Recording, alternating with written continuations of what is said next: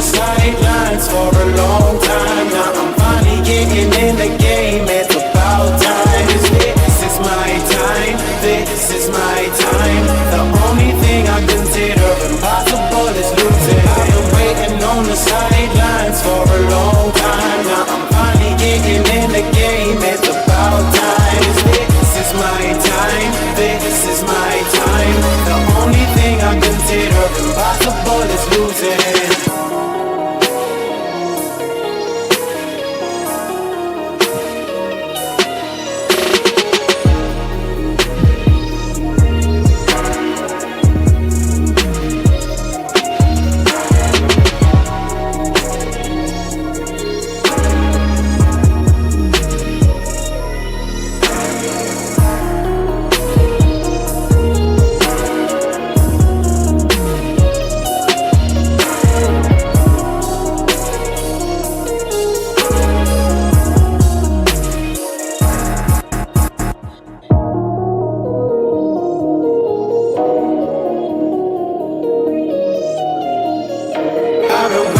On the sidelines for a long time. Now I'm finally getting in the game. It's about time. This is my time. This is my time. The only thing I consider impossible is losing. I've been waiting on the sidelines for a long time. Now I'm finally getting in the game. It's about time. This is my time. This is my time. The only thing I consider impossible is losing.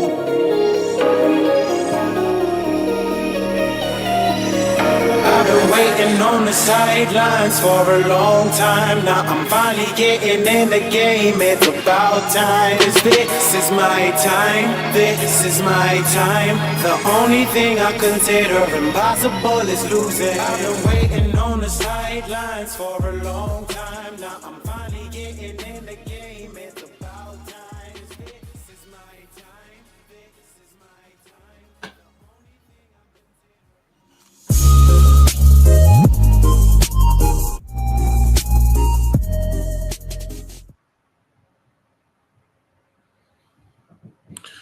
What's up, ladies and gentlemen, and welcome back to TD Fans Talk, home of the real Miami Dolphin fans. Y'all punch that like button on your way in the building. Let your friends and family members know about the channel as well.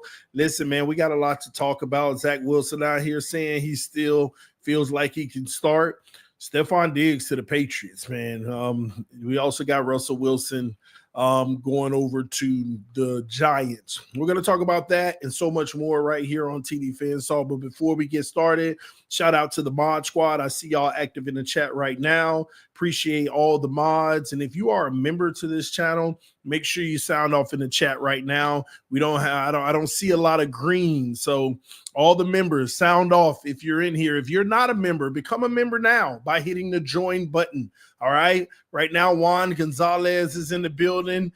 He's a member. I appreciate you, Juan. Thank you for your continued support of the channel, and all those who support this channel on a day in and day out basis. Thank you, thank you, thank you. Punch that like button on your way in the building. We got to have a tough conversation here.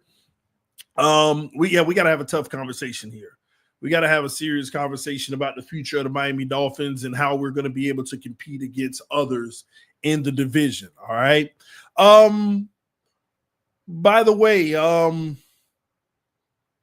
yeah, I see Ron McCray in the building. What's up, Ron? What's up, man? We got another member in the house. I see you, Ronnie. Shout out to Ron. I see you in the building. Appreciate you, homie. All right. All right, let's go ahead and get started. But again, punch that like button, ladies and gentlemen. Let's go ahead and start out with the topic that is Zach Wilson. Zach Wilson was on a podcast or getting interviewed. And just to paraphrase, because there's not much there, but he did say he still believes he's a starter in the NFL. And he made his decision to come to Miami based off of the fact that Miami would pretty much offer him the best opportunity to be a starter, potentially. Now, that's very interesting to me because Zach Wilson did have some choices as a backup quarterback, but he felt like with his career and the coaches, Miami would give him the best opportunity to prove that he's still a starter. I'm going to tell you now, you know what that means. He's gunning for that number one spot. He said he's excited about the opportunity to prove that he can start in this league when the opportunity presents itself. Translation, ladies and gentlemen, Zach Wilson knows Tua may not finish the season. Zach Wilson said, man, that cat can't stay healthy to save his life. That's where I need to be because it's a great chance I'm going to get an opportunity to get on the field. And Mike McDaniel is a good coach. Mike McDaniel is a coach who can help me and show that I am a starter in this league. I feel like in the Miami Dolphins situation, I could rehab my career and people will look at me as a starting quarterback again in the NFL instead of being this journeyman. That's pretty much what it is. And I'm going to tell you now, he got an 80% chance of getting an opportunity to prove that. Now, I don't know if he's going to prove it, but he has an 80% chance to have an opportunity to actually prove it. Why? Because Tua Tagovailoa is always hurt. Tua Tagovailoa is always hurt. That's the opportunity is a high probability of being able to present itself. And I'm gonna tell you now, Zach Wilson, he get an opportunity in Miami with these weapons. He might ball out. I wanted to say he gonna ball out, but I ain't gonna go that far. He might ball out because Zach Wilson did show in his time with the Jets that he's a fighter. He's not gonna lay down and give up and just start making terrible plays all over the place. He's not going to do that. He's going to go out there, he's going to play football, and he's going to try to do his very best to do good. And I'm going to be honest with you. In our system, Zach Wilson might go off, y'all. First of all, with Zach Wilson, I don't think we really have to worry about 50-yard comeback routes, 40-yard comeback routes. He's going to put that ball out there. Also, his ability to potentially extend plays and escape pressure when it's coming at him. These are the things that render us in a situation where we're limited right now with Tua Tagovailoa. I'm telling y'all now, man, I know what this move was for. I mean, you see guys like Jameis Winston going 2-year, $8 million deals, $4 million a year. Right now, all of us might have taken Jameis Winston over Zach Wilson at a cheaper price, but it tells you they believe that McDaniel can make something out of Zach Wilson that might serve as a job saver. And what do I mean by a job saver? Knock on wood. I'm knocking on it for y'all who think I'm a Tua hater. I am knocking on wood right now. If Tua was to get hurt, McDaniel, his future with the Miami Dolphins is going to rely on what's Zach Wilson going to do when he come back in. What is Zach Wilson going to do when he take over for Tua in a few games or more? Can you get him up to par to play good football and win games? And if he does, even if we lose in the season, if Zach Wilson gets an opportunity to play and he plays well at the end or something like that, it could save Mike McDaniel's job. Chris Grier, I don't know about it. I don't know about Chris Grier, but it could save Mike McDaniel's job. It can. So we shall see. But I like the fire by Zach Wilson. I like the mentality. I want to be a starter. I believe I can start in the NFL. I love it. We shall see. We shall see if they can make Zach something if he's given the opportunity. Time will tell. But you know what? Here's another thing that we don't talk much about. Tua better be on his A game this year. I'm talking about A++++. If you go back 3 years ago and look at his best season, he got to eclipse that. He got to eclipse that, man. Tell me I'm wrong. Tua got to eclipse that. He got to have better than his best season so far because it still wasn't good enough. It still wasn't good enough. Not only do you need to stay healthy all season, Tua, which is already a big feat, you got to have your best. You got to have your best season yet, and it has to equate to team success. And when I say team success, I ain't talking about no 11, 12, 13, 14 wins. I'm talking about 2 playoff wins. Let's call it what it is, man. We got to stop this narrative. All we need to do is win 1 playoff game. The playoffs don't start until after the wild card week. Y'all know that. Nobody cares about them wild card games where you already know what time it is. I get it, though. Hey, you in the dance, you in the dance. I respect that. But the reality is we need to win 2 playoff games because guess what? If we would have been on our proper trajectory, if we were on our proper trajectory right now from when we started, if somebody was to map out 3 years ago when McDaniel came, what was this supposed to be? Year 1, just make the playoffs and win a playoff game. We didn't do that. Yeah, that was the trajectory year 1 because they spent all the money and got all these big-time players. Ramsey, Tyreek, Chubb, Armstead, Connor Williams, Mostert. I mean, we still had Hunt, Christian Wilkins. We still had X, Waddle, Holland, Jones. I mean, we were a loaded roster. So, yeah, the expectation right away was to outdo Brian Flores and actually win a playoff game. Now, I know some people say, well, he already outdid Brian Flores because we made it to the playoffs. With the same record Brian Flores did, it's just that the AFC was tougher and we couldn't get in. No, that ain't how it works. We were supposed to win a playoff game that first year. We failed. The plan for the second year was to compete for to get to the AFC Championship game.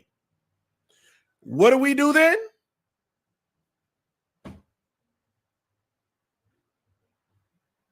Same thing. Lost in the playoffs. Same thing. We lost in the playoffs, first round. But yet in our mind, we keep saying, well, the goal is just to win 1 playoff game. No. Last year, the goal was, 2 years ago, actually, the goal was to get to the AFC Championship. And then last year, we were supposed to be competing for a Super Bowl. Even if you went to the AFC Championship and lost, that's still competing. You got to stay in that realm. And we missed the playoffs. And now people still want to say the goal is to just win a playoff game and then we can stay with this group. No, here's the fact. And listen to me well. This whole rebuild already failed, ladies and gentlemen. Unless they go win a Super Bowl this year, the whole thing failed. I'm going to tell you, even if we go to an AFC Championship game and lose, that's not success because they're about to blow this all up. They're about to blow this all up. I don't care what you do this year outside of a Super Bowl win. Armstead ain't here next year. Tyreek, my gosh, has to be gone next year.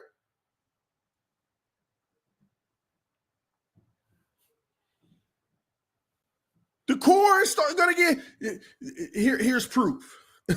here's proof. I mean, the proof is all around us. We've already in this free agency showed you that we are prepared for a massive overhaul rebuild next year.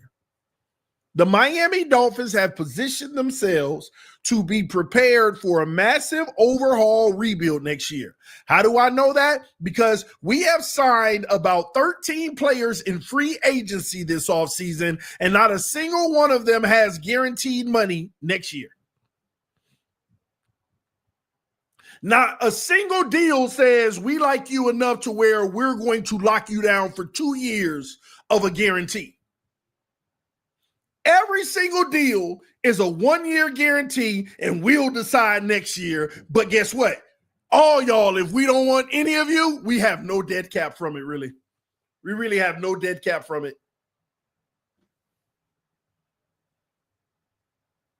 Now, there's still going to be a little dead cap because they pushing the money on the back end on some of these contracts, but no more guarantees on the books.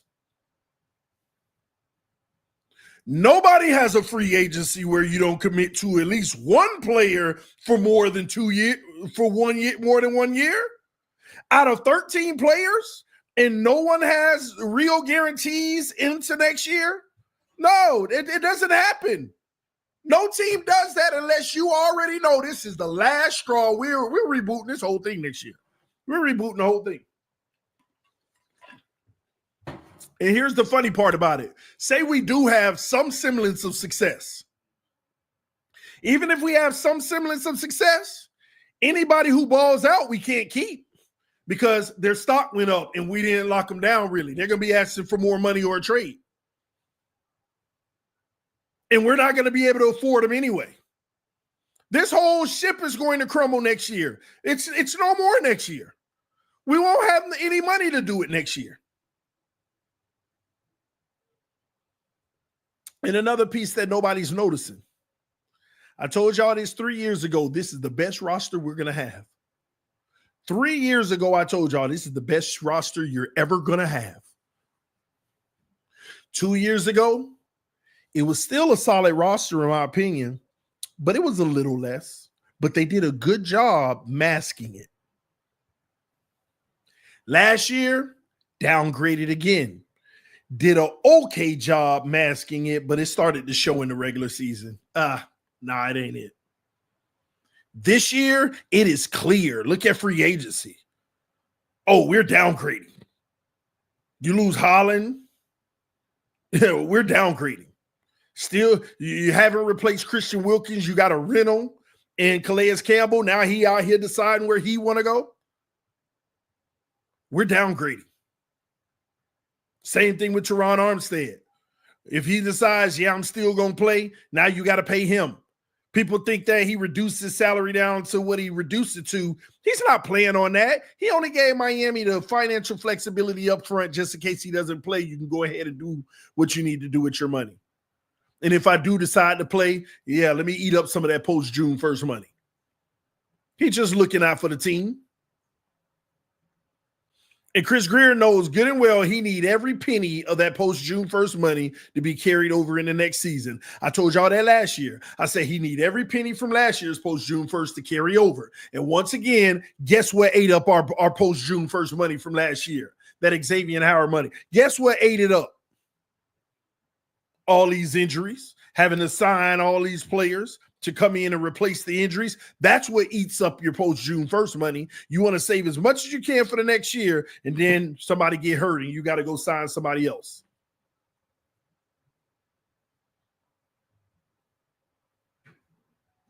So now all we have is the draft to operate out of, which if we do a slam dunk job can make up for a lot, but even our draft can't make up for everything we need. You need a starting defensive tackle. You need a starting left guard. You need a starting left tackle. You need a starting safety. You need a starting corner. You need another linebacker. The truth is you need another edge too, but they'll go with the rotation they got. But you need about 7 guys who actually need to start, which tells you automatically your first round, second round pick. Okay, you're going to try to hope you hit 2 guys that start, but you can't rely on a 3rd, 4th, and 5th round pick. Maybe you hit, maybe you don't. Even if you were to hit on one of them, you still need 4 more starters, which tells me we're going to be thin at some position. This is why the Miami Dolphins are begging, please come back, Calais Campbell. Take us from needing 4 starters to 3. Please come back, Teron Armstead. Take us from needing 3 starters to 2. And if all we need is 2 starters, hey, man, Liam, man, this your last chance. Please play well at left guard this year, please. That's what they're going to do. Liam Eichenberg, left guard. You already see him online coping with it.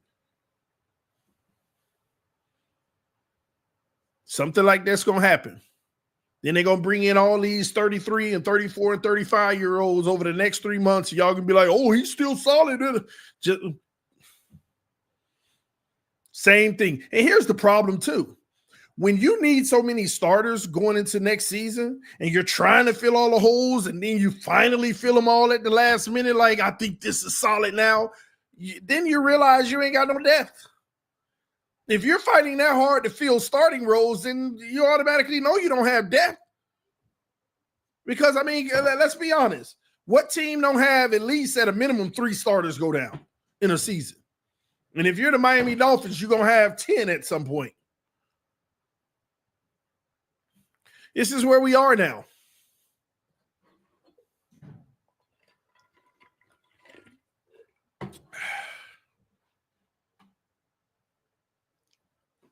This is where we are.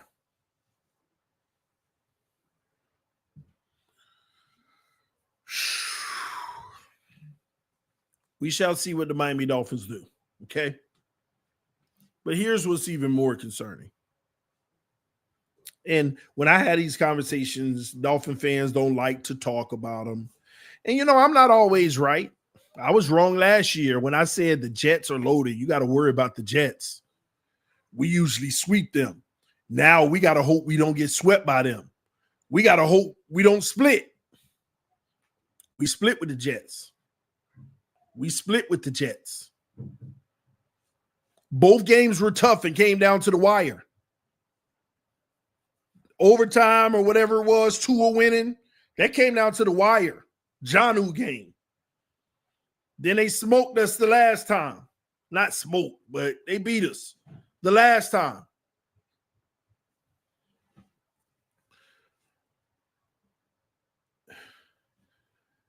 The Jets didn't get worse per se.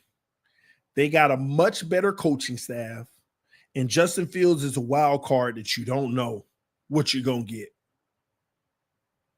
The Jets are going to be the same team, maybe 1 or 2 more wins. They're still not going to be great, but that doesn't make me feel great because we're regressing, and I feel like we got to hope we don't get swept by the Jets.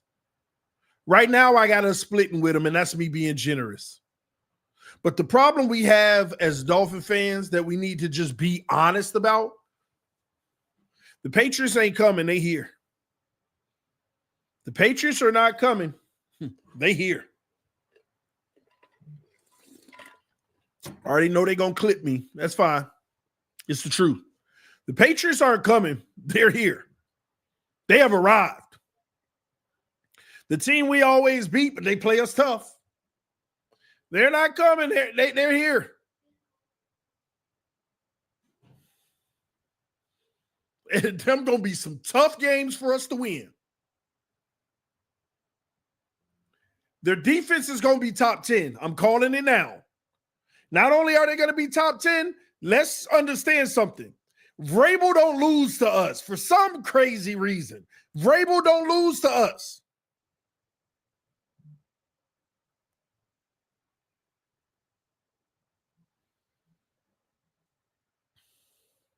He don't lose to us. He knows exactly what to do with Tua. Here's the funny thing, too, about Mike Vrabel against Tua Tagovailoa. Not only do we not lose to us, but those are some of Tua's worst-looking games ever. Like, Vrabel always confuse him and have him throwing picks. It's something Vrabel does, he knows what to throw at Tua. He knows exactly what to throw. I already know, because I've studied the film on Tennessee. They clog the middle and send pressure up the middle. They play everything shallow.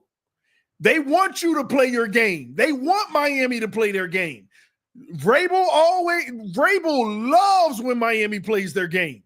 Let's force them.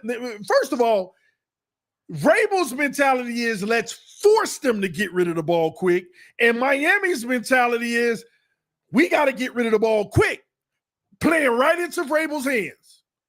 And Vrabel's probably every time he played this system, or because remember, y'all need to understand, getting the ball out quick is not a McDaniels thing.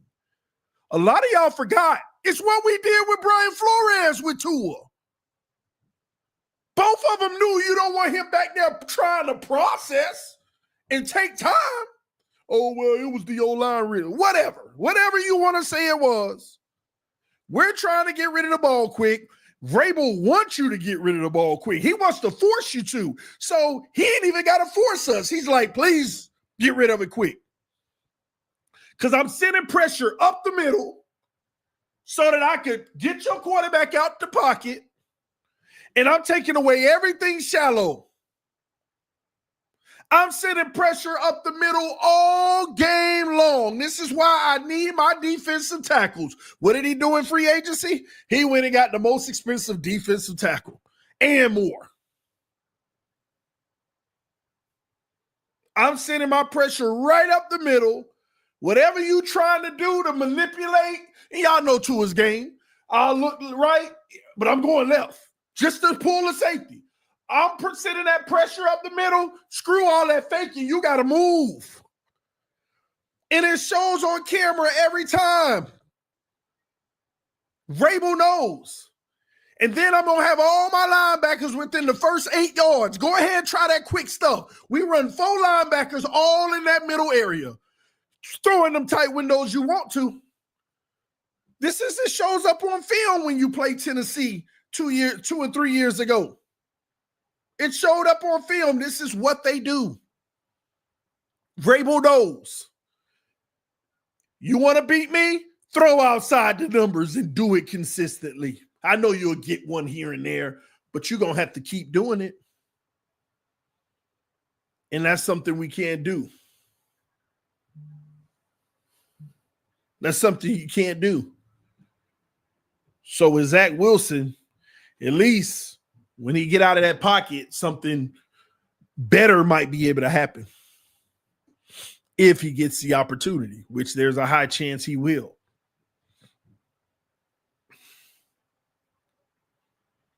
This is our reality. Shout out to Big Poppy Bill, said TD ran to nonsense. Well, hey, Big Poppy, help us make it make sense. Help us make it make sense. You got to help us make it make sense.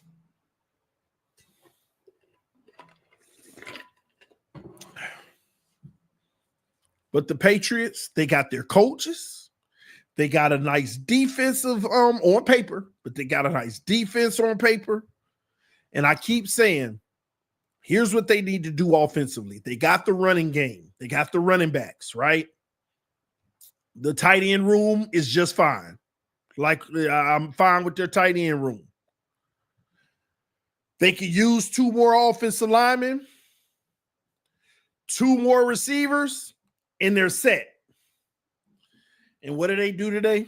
They lock down one of those receivers. So now all they need is 2 offensive linemen and another receiver. They done locked down one of those receivers. They just signed Stefon Diggs. They just signed Stefon Diggs, the Dolphin killer, by the way. Let's call it what it is. The Dolphin killer. Fresh off of that injury, they bring in Stefon Diggs. Now, here's what's funny. You know when Dolphin fans nervous, you know one indication Dolphin fans nervous is when we start deflecting. You know what the deflection is out here? Oh, my gosh, they overpaid. Oh, they overpaid. Oh, the Patriots, they overpaying for everything. You're deflecting. You're deflecting. Dolphins overpaid for everything too. But guess what? They might have overpaid, but they got the money to do it. They not batting an eye about it. They still getting better in the process of overpaying. They doing whatever it takes to win. I don't care if Stefon Diggs was worth $10 million. If they choose they want to pay 23, they still got him. And we'll see what form of him comes back from this injury. But if he's anything close to what he used to be, he's going to help Drake May. I'm not even thinking he's going to be in his prime. I personally say that he's a number 2 receiver coming off of an injury. He's their number 1 right now, but I look at him as a number 2. But guess what? They at least fill 2 boxes. Stefon Diggs, number 2, Matt Collins, number 3. And this is why I say I already know what the Patriots going to do. They're going to go get the best O-lineman they possibly can. Might even be Will Campbell. They're going to go get an O-lineman in the draft. And then in the second round, they might not even pick in the second round. They might move right back into the first and get the best receiver available. And guess what? They'll have a complete team with the exception of maybe needing one more offensive lineman. And that's only because I'm looking at it as having 5 good offensive linemen. Most teams don't have 5 good offensive linemen. But if they go draft one in the first round, they'll have 4.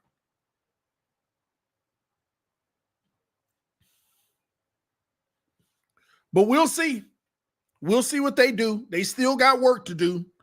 But I'm going to tell you now, I don't even see, outside of the wide receiving core, I don't see an advantage that Miami has over the Patriots. And y'all can educate me on this. Where's the advantage? And please don't tell me tight end. Please don't tell me tight end.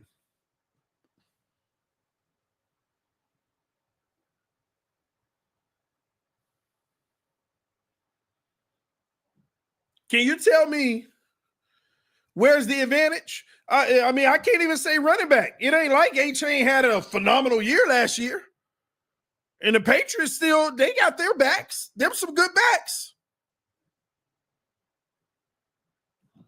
Where's the advantage outside of wide receiving core? Where's the advantage?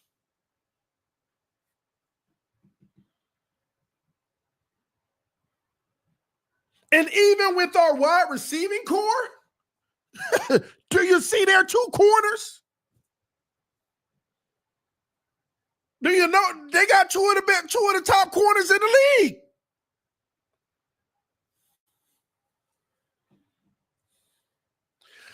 The pass rush, where? Chubb hurt.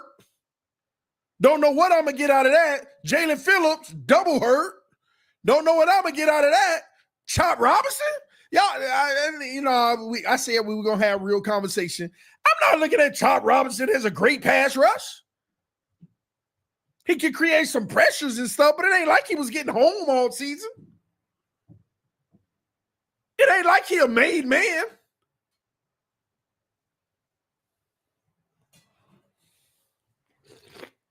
Who else?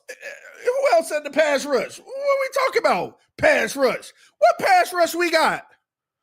Whole bunch of guys that are, and you know what? Here's my assessment on the pass rush. We got a unit of pass rushers that's good enough not to be good enough, just like I say with the quarterbacks. Ain't none of them elite. Ain't none of them out here beasting like the top of the line. Ain't none of them out here Hutchinson it. And ain't none of them out here Myles Garrett and come on, man.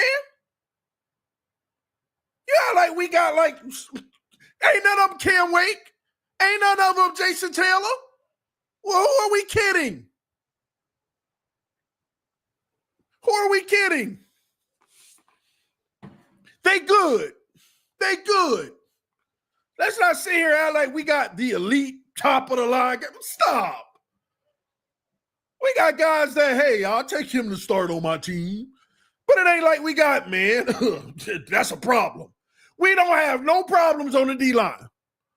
Nobody look at anybody on our D-line like he a problem. Nobody. Ain't nobody game planning for nobody on our D-line. Stop that mess, man. We got to stop overinflating ourselves. This is why we think we better than we are. Somebody said this too, and this is important, and we're going to leave Tua out of this because that's subjective at the quarterback position, right? How many All-Pros, and Tua ain't even that, but we leave quarterback out. How many All-Pros did Chris Greer draft? How many All-Pros did Chris Greer draft? Anybody want to enlighten me? I honestly don't know. How many All-Pros did Chris Greer draft? Anybody?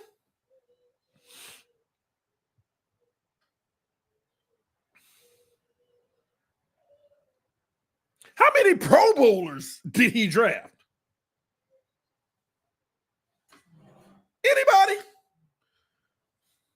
Oh, the All-Pro is Xavier Howard, whose time and career in Miami we wasted, like I told you we would. Like I told you we would. Jason Sanders, stop that special team stuff. Y'all know what I'm talking about. Like I told you we would. And the sad part about it is, any name y'all come up with, I bet you they ain't on the roster. That's the crazy part. If you did draft an All-Pro or Pro Bowler, ain't none of them on the roster. They tell you all you need to know. Word of mouth said, TD, you funny. I ain't even making jokes, bro. This is real. This is real stuff y'all need to think about. How many All-Pros and Pro Bowlers have we drafted? And are they even on the roster? That tell you all you need to know. That tells you all you need to know. I ain't talking about who's on the team like Ramsey Armstead, who's been multiple times. No, how many have you drafted? General manager?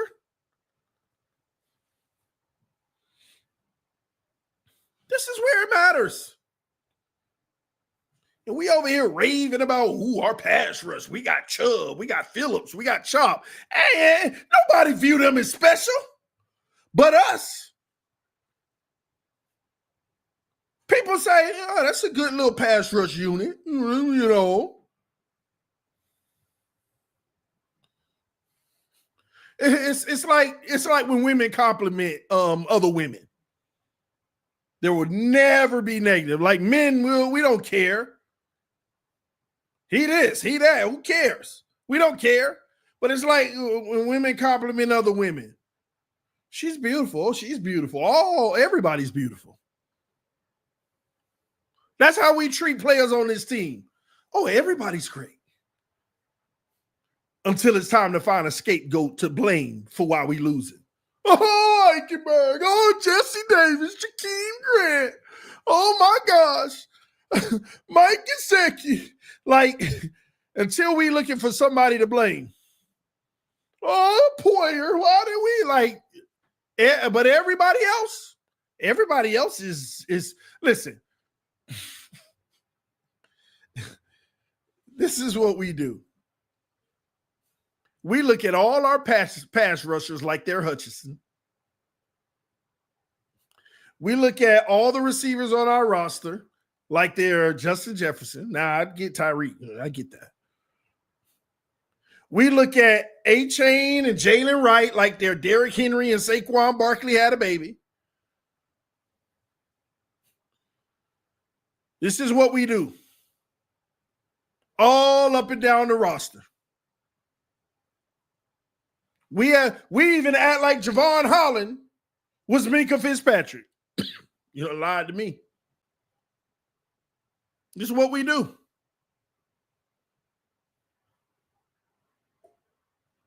This is how we treat it. Instead of being honest, he's a good player. But when you really look at it, you know what? It's time to break this down, though. How many elite players are on the Miami Dolphins roster right now? And I'm talking about right now in their career. How many elite players right now in their career, not what they were. How many elite players do the Miami Dolphins have on their roster right now? It's a great question. Nah, don't give me a number. Give me names. Don't give me a number. Y'all know I don't let y'all cop out like that. Don't give me numbers. Give me names. Give me names. How many elite players do the Miami Dolphins have right now?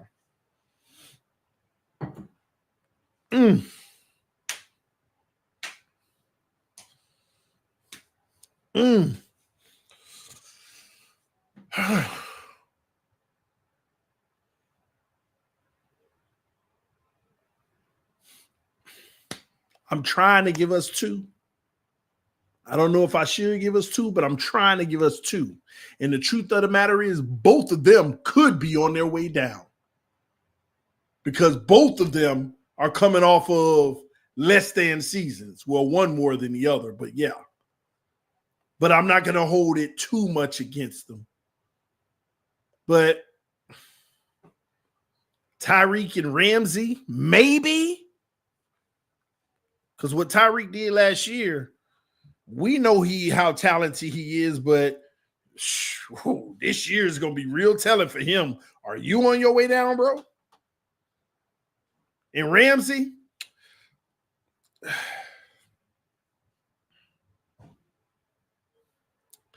I don't know what to call Ramsey. What do y'all call Ramsey? Y'all say Ramsey's elite still? I just don't know. Let me move this over here for y'all. All y'all can see. All right, it's not working.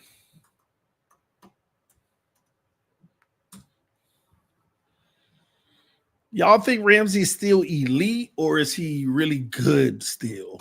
You know, I don't know. I'm gonna be honest with y'all. I think he's just getting outside of that elite status. I think he might just be phasing out of that elite status. And I'm actually, it's tough. It's tough.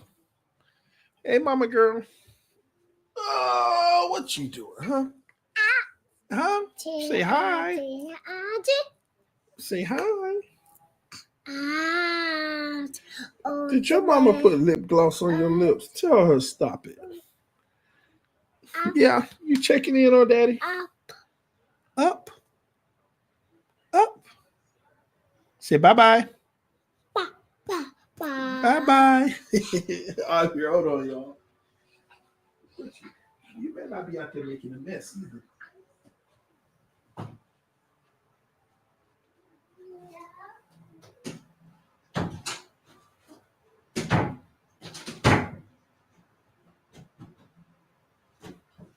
No, you get her. She's good. She can come in. All right. So she said, dang, Jit got big. She growing, man. She growing. She's definitely growing. On that note, let's read the super chats. Shout out to JD the Great, said, hey TD, you are cooking today. Can't wait for your next mock draft. Please pick defense in the first 3 rounds. We'll see. Susu Boki, appreciate you, Susu. Zach Wilson, aka Milf Boy, finna pull a Sam Darnold and all of it, all in for it. Hashtag believe. I'm gonna talk about that. Hopefully the Jets jinx clutches up for Zach for us. You never know. You never know. Thank y'all for sending love. Those who want to drop a donation is in the chat or become a member of the channel and hit that join button. Black Dolphin is a member. Said the sign in the back is dope. Yeah, man. Yeah. It's all right. It's all right. A little something. We'll rearrange. But yes, you can also gift others memberships. If you're already a member, you can actually gift viewers memberships here on YouTube. So if you have that kindness in your heart and want to help somebody become a member, you can hit that join button and gift memberships as well.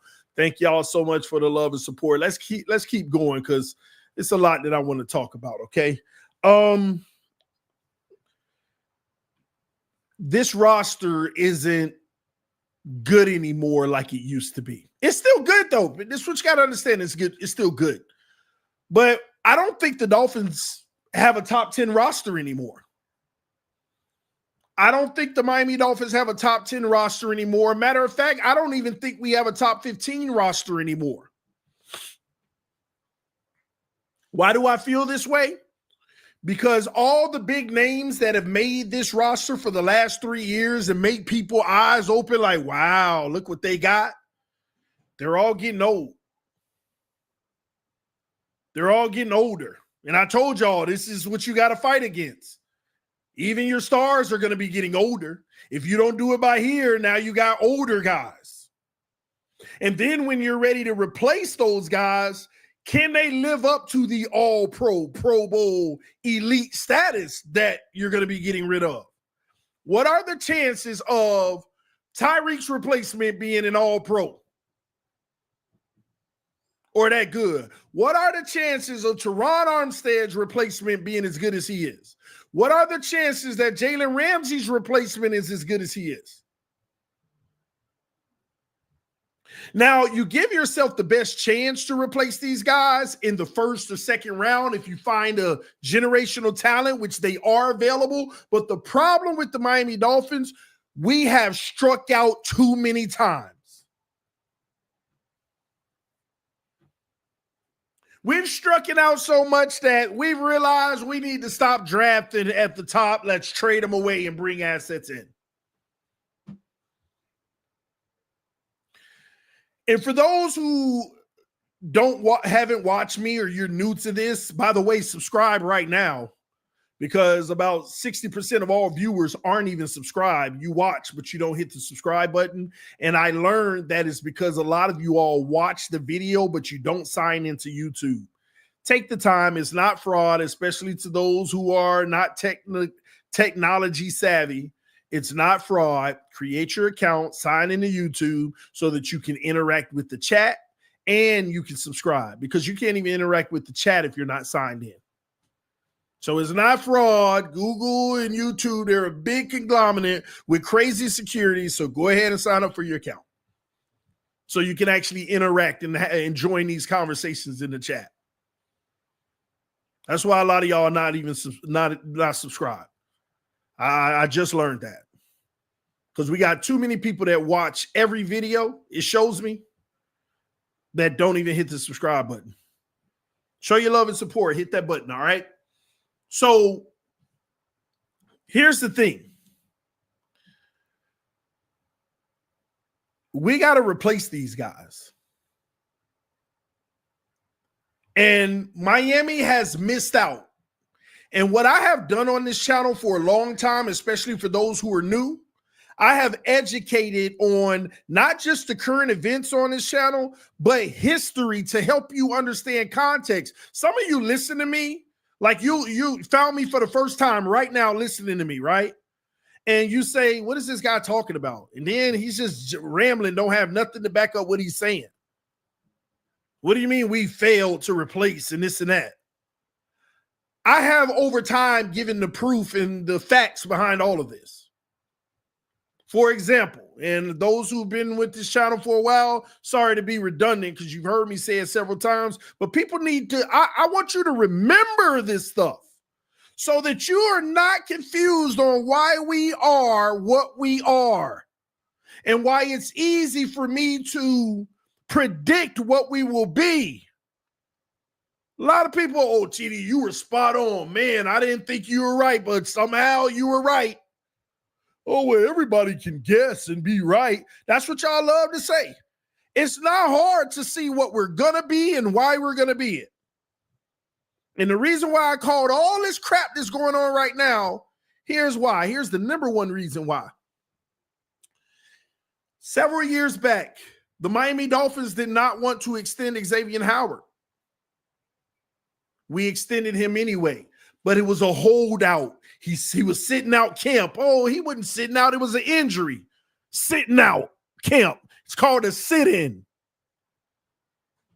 For those who don't know what a sit-in is, it's, I'm not going to let y'all mess with the money I got right now, but I'm going to make a point to get the money I want. Therefore, when I come in the building, yeah, this injury is getting better, but it ain't quite ready yet. 1 week of training camp gone. Week 2, is Xavier Howard ready? How is he doing? Is he going to be practicing? Well, it's day-to-day. We're just, making sure we don't rush it. We're checking with him, and we don't want to rush it. X, you ready to play? I'm getting closer, but it's still not there. But in the meantime, what's up with my money, man? Listen, man, we don't want to. Oh man, y'all just drafted. No. Forget the draft. Y'all just brought in Byron Jones. Y'all giving me a tandem and y'all replacing me. Oh, we giving you a tandem. You know, we ain't trying to replace you. We trying to win a Super Bowl. We just giving you a tandem. Oh, crap. Byron Jones beat up and X. X won his money because at least he out there on the field playing. Yeah, but we can't pay him, man. We got to find a replacement. I got one for you. It's this kid, man. It might be a reach, but I'm telling you, he going to be a star in this league. His name is Noah Igbenogany. Let's get him in the first round. We can keep X one more year. He can play next to him or behind him. And then we'll be able to move off of X's contract and save a lot of money and have a rookie contract with the 5th-year option. That's why we need to move up in the first. Insert Noah. Now X sees it. You think I'm crazy? I need my money now. I need my money now. No, we're not paying you. I mean, we're gonna pay you.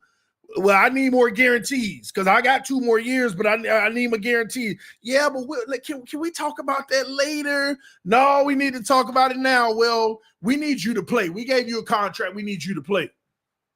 All right, I'll be there at training camp. Hey, welcome to training camp, X. You ready to go out here and go on this Super Bowl run? Yeah, but my injury is kind of acting up. I need my money too. They fought tooth and nail. They didn't want to get a man his money. But they saw Noah Igbenogany out there on that practice field getting smoked every day of the week. Gosh, we got to pay X. We got to pay X. He talk about getting traded and all. We got to pay him now. That's a failure. When you can't find a succession plan for your stars and your high-paid guys, you fail. You failed. It's okay. Then let's pay X and let's figure out other ways on the roster to make it happen. Let's figure out other ways. Bam. We're going to save money with Austin Jackson. We really ain't find a replacement for Tunsil, but we got Austin Jackson, first round. Yeah, he good. I mean, he all right, but he ain't moving the needle over there. And we got all kind of problems on the old line too. Come on, man. Then he got hurt. All right, he back from the injury, man. We need you to not only go back to your form, which you were before the injury, but even better. He ain't just immediately get better. He got back to form, what he was, but all right, go get Teron Armstead because we got to hide this. Kick him inside, put him at right tackle. We got to hide this. Once again, you draft the guy. He doesn't work out as your bookie and left tackle.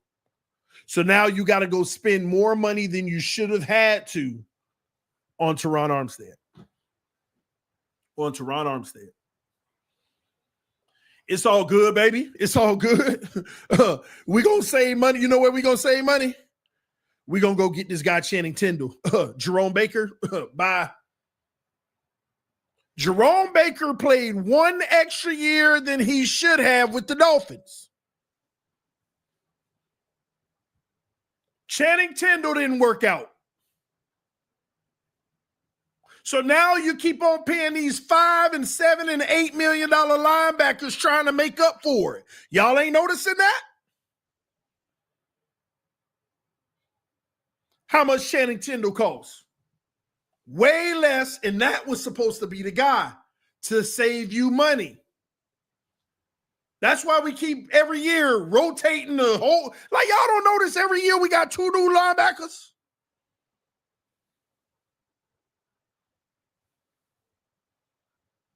Failing at the linebacker position to find the succession.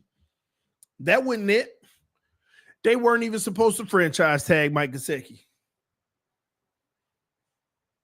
They weren't even supposed to franchise Mike Gesicki. They were forced to because they had no other plan in place. Nothing else. But you know what? We're going to go get Hunter Long. We're going to go get Hunter Long. We're going to fix this. Oh, it's not working either. We just keep failing. We keep failing. What are we going to do?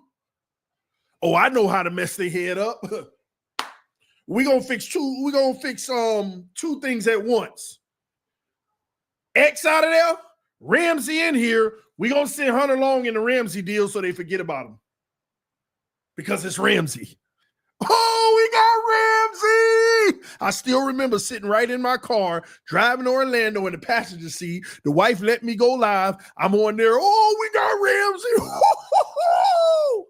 I still remember.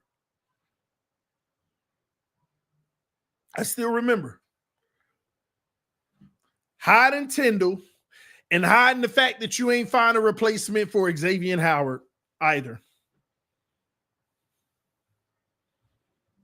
Hiding all that. Up and down our roster, this keeps happening. Spending more money than we should have ever needed to. Because we can't hit on these draft picks that's supposed to save us money and keep the train going. That's why this whole thing failed. Because we have not been able to draft well at all. At all.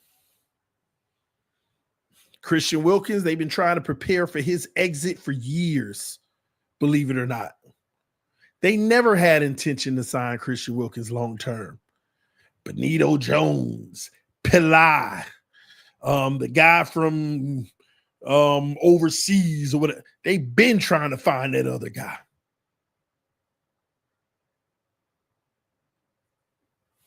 They were never going to replace him. And then they had a lot of bad luck because a guy like Robert Hunt, who isn't even an elite guard, he's just really good. They got outpriced.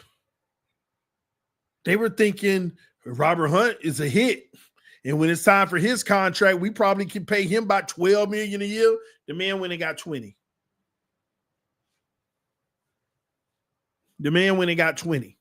They thought they had one. Until the market said, no, you don't. Because you let it get that far.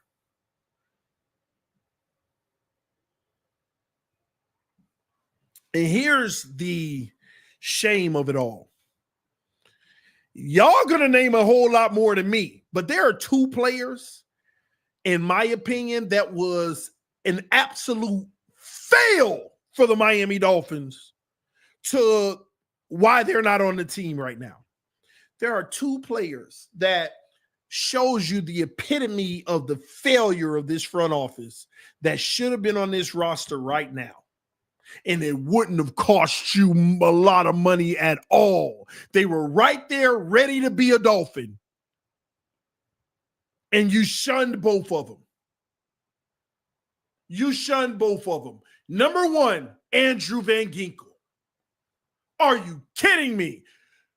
You went and got Shaq Mason, who didn't even play, and gave him virtually the same money that you could have gave Andrew Van Ginkel, who became a Pro Bowler.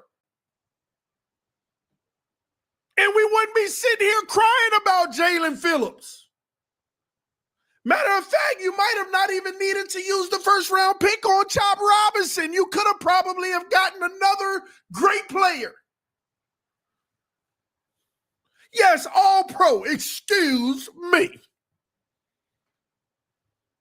Number two, this is the one that hurt because I liked his game. He wasn't elite, but he is what you want to keep long term because it didn't even cost much. Brandon Jones. I've been telling y'all that. Brandon Jones was a good, solid player for the Miami Dolphins. Was he elite? No. Was he great? No. But look at where you drafted. He was like exactly where you drafted him, that value and that money. Now he over in Denver balling. He over in Denver making a name for himself.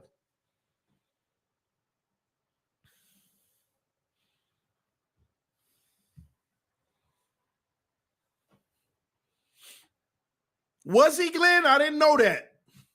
Brandon Jones was the top safety last year? Are you sure?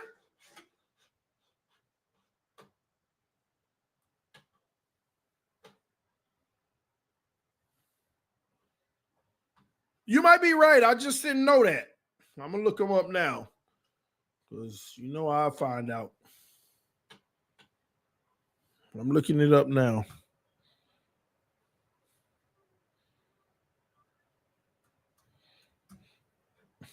That's going to be sick if he is.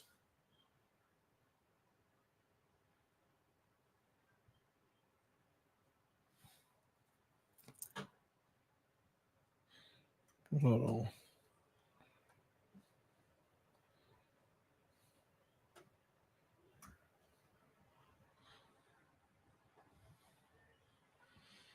All right, here he is. Woo. 84.8 PFF, 89.8, virtually a 90 in coverage. Man. Let me look at his ranking though.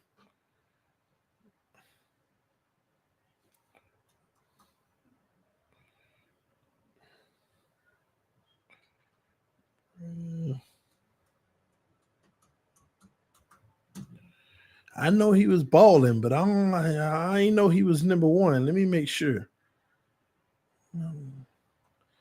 I know he's balling, but number one? He fifth. He was fifth. I know why you're saying number one, Glenn, because at one point of the season, he was number one. I remember that. The fifth ranked safety in the NFL out of all safeties, both sides, strong and free. That's crazy though. He's the second best coverage safety in the NFL. Fifth overall, second best coverage in the NFL. Second best in the NFL in coverage. Fourth most tackles. 12th in interceptions. 24th in pressures and 23rd in receptions allowed. And this is out of 171 safeties. 171 safeties. He's ranked number 5 and number 2 in coverage. Oh my! Now it's. Let me go ahead and get mad. Let me get mad real quick because I'm about to look up how much he's getting paid. And let me get mad. I already know I'm finna get mad. I already know I'm finna get mad.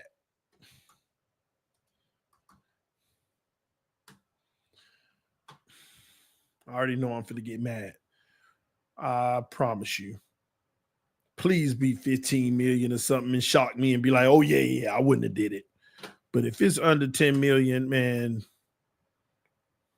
Greer done lost it.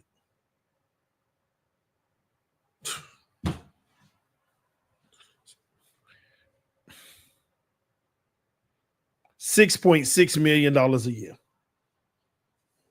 $6.6 million a year. He signed a 3-year, $20 million deal. They got a steal, man. And you wonder why teams like Denver can eat Russell Wilson's contract and get a rookie quarterback and still be competitive. And you wonder why. You think it's a coincidence? You think it, man,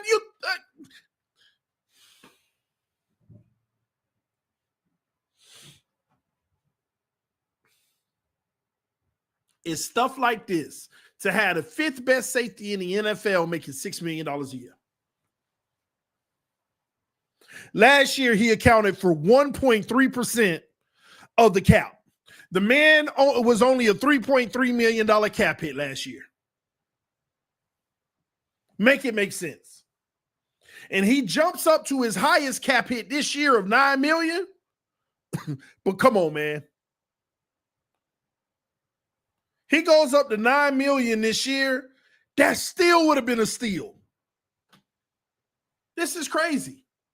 And the funny thing is, he ain't got no more guarantees after this year, even though he's still under contract for one more year, which is next year. Oh, he finna get the bag if he play well again. Oh man, Brandon Jones finna go get the bag, and the Dolphins could have had him.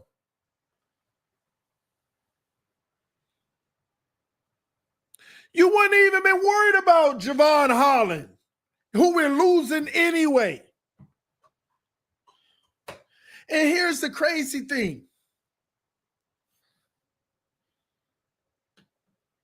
Poyer? That's what we did last year? Poyer?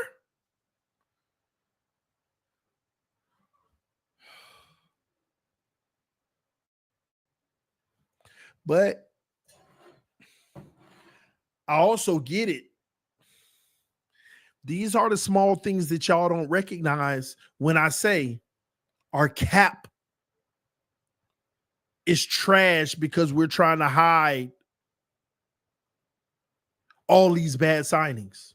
This is what happens when you pay Tyreek Hill to try to hide Tua's flaws. This is what happens when you got to go spend all this money to try to hide your bad drafting flaws. You can't even afford to keep the players that you actually hit in the draft on.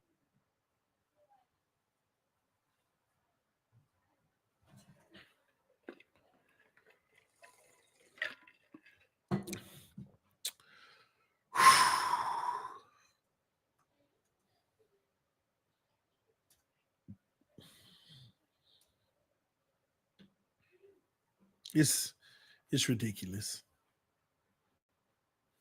It's ridiculous. And this is why we're in this situation. That's all I be trying to show y'all. This is why we're in this situation. Exactly why. We just make bad decisions overall. We just make a whole bunch of bad decisions overall. But if we're going to be honest, there is a reason why. And that's what we need to start paying attention to and stop fighting it. Stop arguing with me about it. This is a pride thing, man. This is all pride. Oh, he always bring it back to Tua. Every move we've made is to try to hide his flaws or make up to try to make the team so good that you forget that you ain't going to win with him. That's what all this is about. Just to prove when you got rid of top. Remember, we weren't doing this stupid stuff. We weren't doing this stupid stuff until we fired Flores. Think about everybody we're talking about right now. Christian Wilkins, Javon Holland, Brandon Jones, Andrew Van Ginkel, on and on and on. When did they all come in? That was in the Flores time or before. These are flow guys. All of them, these are your hitters. These are the ones where you're actually doing good. But do y'all know why we couldn't afford to keep none of them? Because Mike McDaniel came in and you had to hurry up and win just to hide this Tua thing. We were building, even with Tua, we were building in the draft slowly but surely. And guess what? If we didn't bring in Armstead, if we didn't bring in Ramsey, if we didn't bring in Tyreek, Connor, and all those guys, Christian Wilkins would be here, Robert Jones, Van Ginkel, Hunt, all of them, we could have paid them. We could have paid them all. We could Chubb. We could have. I want you to think about it. I want you to think about this. Chubb is $20 million. Hunt was $20 million. Tyreek was $30 million. Christian Wilkins was $30 million. I want you to think about this. We could have paid them all. Armstead was what, 17 when we did the first deal? Holland just went for 17.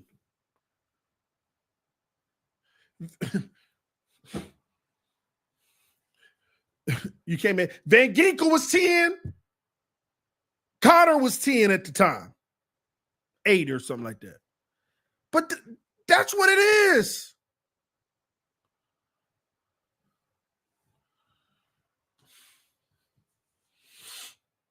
Maybe Tua doesn't get hurt if he has a line, says Doug Williams. Can y'all show me outside of his rookie year where he got hurt because of the O-line? Have you not noticed that every time he has gotten hurt outside of that young time was him trying to do more than he was supposed to, him making a bad decision, him holding on to the football?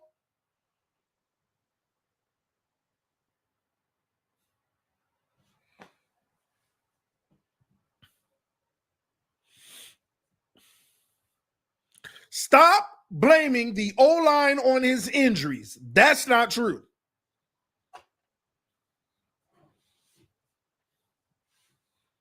That's not true.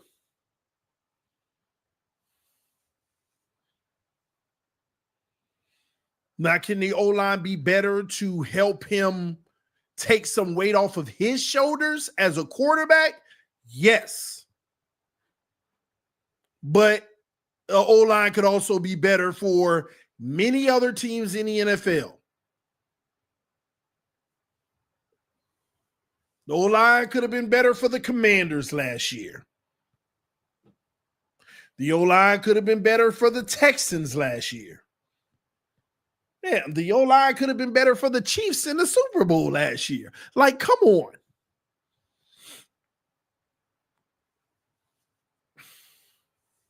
Yes, the O-line is a problem. But more teams have that problem than many of y'all think. This is why this game is about the quarterback who can cover team flaws on offense versus the team that can cover quarterback flaws. Like, for example, last year, Sam Darnold balled out, in my opinion. But I truly believe it was a product of the team around him covering up his flaws. But then when you go mano-a-mano against another great team where everybody can't cover up from you, they got to go to battle by themselves. This is what nobody talks about. See, as a team, when you playing scrubs, you can win what you're doing and go over the top to make up for what others are doing. But when you're mano-a-mano, good team, everybody got to worry about themselves and everybody got to show up for themselves. And Sam went back to seeing ghosts when the pressure came. And we're talking about a 13, 14 win team, whatever how many they won. We're talking about a team that was phenomenal. We're talking about a quarterback who played, quote unquote, phenomenal last year, but did it matter in the biggest moment when in the moment where it mattered most? No. This is why if Sam Darnold was a free agent right now and said, I want to go to Miami and I'll go for $1, yeah, I'll take him because we might have a better upside on production, but I know it ain't going to win me no Super Bowl because I know when mano-a-mano, he can't make up for the flaws of the guys around him. He can't elevate the guys around him. He can only do his job within it, which is all you can ask for a player. But today, the NFL is dominated by players who not only do their job, but they go over and beyond. They put on that cape. They have those Superman tendencies. When nothing's there, when everything breaks down,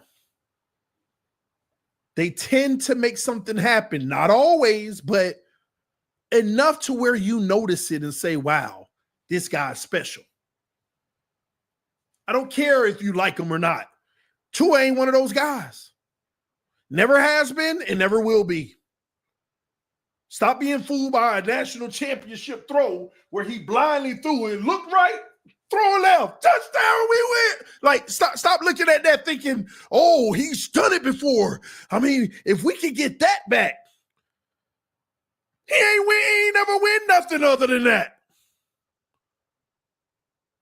He never won anything other than that. And that was a year where Jalen Hurts carried the whole season.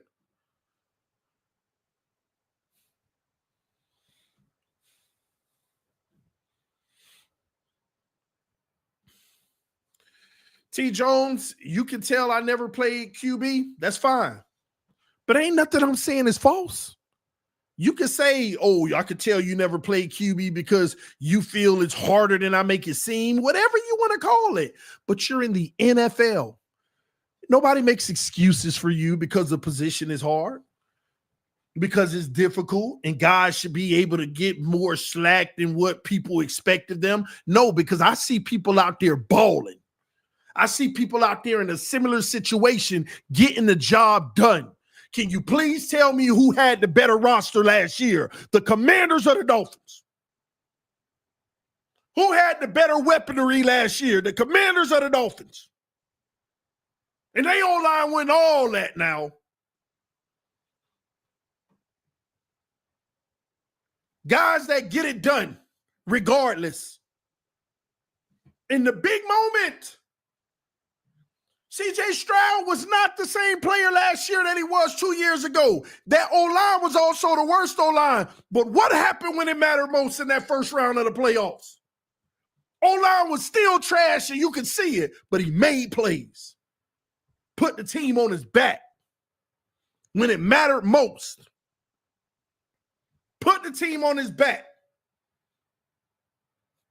Talk about an O-line. Were you not paying attention to the Texans last year? One of the worst O-lines in the NFL, led the league in penalties.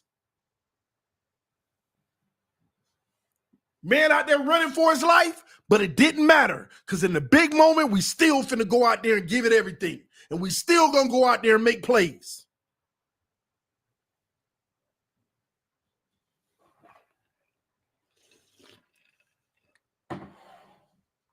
When it mattered most.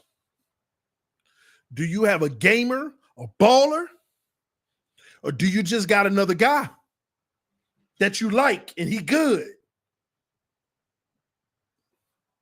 He's not the problem. He ain't the solution. Like, come on, miss me with that crazy talk. Y'all act like he's the only problem, or y'all act like he's the problem. Nobody talking about whether or not he's the problem. We're looking for the solution. So all y'all who keep on saying Tua's not the only problem, indulge us. Is he the solution? Well, he's not the problem, though. Yeah. Play on words. Play on words. Y'all don't get it. It's like, yeah, he ain't no scrub, man. We get it. He's not terrible. Matter of fact, he's not even average. He's above average. And if we're going to concede, he's good. Okay. But a lot of people good. Kyler Murray good. He ain't winning no Super Bowl. Trevor Lawrence is good. He ain't winning no Super Bowl. Geno Smith is good. He not winning. Sam Darnold is now good. Bryce Young. There's a lot of good quarterbacks. But when are we going to realize these good guys are purgatory guys? Like, why are y'all so scared to get a guy who moves the needle or keep looking for one? Y'all, listen, let me be clear about something. I'm tired of all this fear-mongering, too. What do I mean by fear-mongering? All right, y'all better be careful what you ask for. You move on from Tua, you might get something worse. I don't care. I don't care if I get worse. I done had worse. The only thing I care about is getting better. If I got to get worse to get better, man, let's get worse. That ain't it. All right, next one. I don't care if it takes 500 of them. But move forward until you get 501 and we finally can cheer. Y'all like, chill, man. Let's at least have false hope every year. Let's not get all caught up into looking for greatness, because what if we don't find it? All that fear, man. All that fear. You can't live in fear. If the Commanders would have lived in fear, they wouldn't have had Jaden Daniels. The Texans. Even like Tennessee is about to get Cam Ward. He might end up being a bust, but guess what? One thing I admire about Tennessee, they keep swinging the bat. Are they not swinging the bat? Y'all forgot it was Malik Willis? How many years ago was it Malik Willis? Because they about to get their third quarterback. Hold on.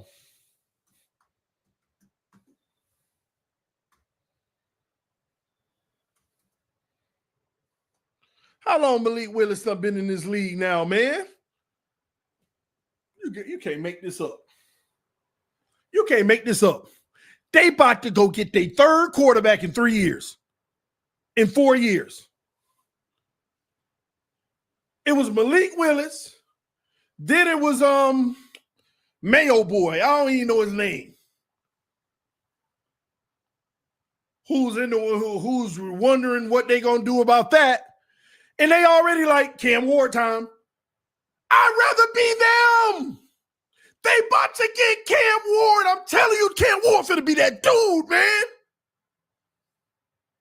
Yeah, Will Levis.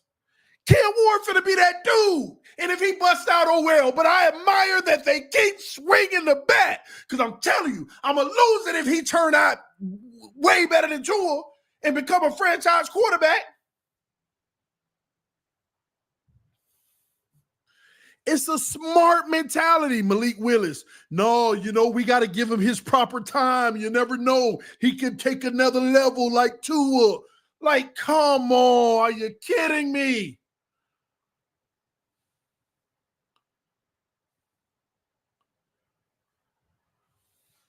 Will Levis, man, he only done had 2 years. You got to give him his proper time. He become,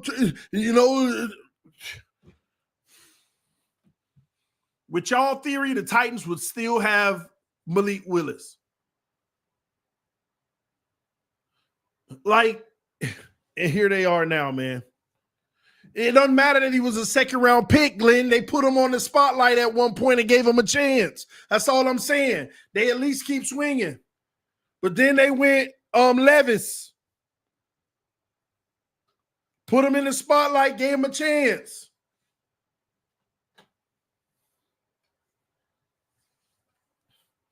Willis nice in Green Bay. Yeah, as a backup. You going to trust him to start for your franchise long term? No. No.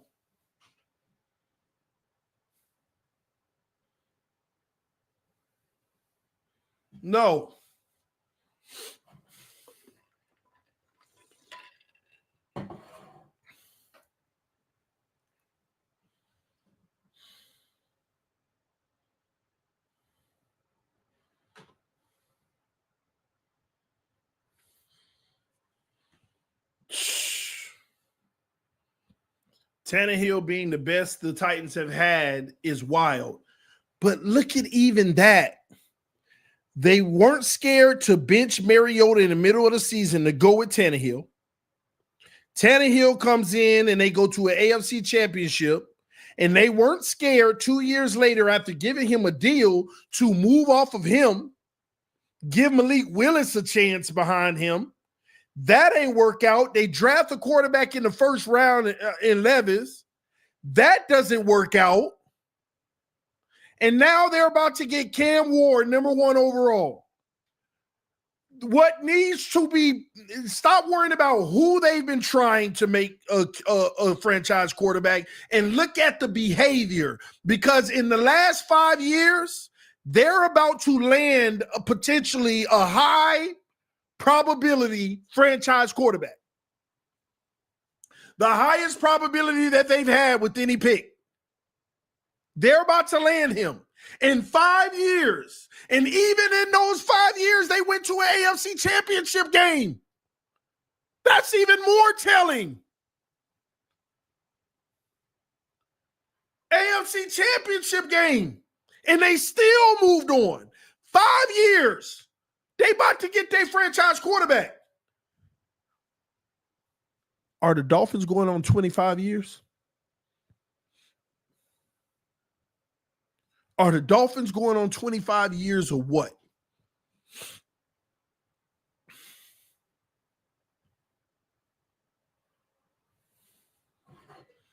And don't tell me, yeah, but the Dolphins tried that in the past. You know, we done been through a lot of quarterbacks. No, I'm talking about prioritizing in the first 2 rounds that position. They're about to get their 3rd quarterback in the first 2 rounds in the last 4 years. 3 years.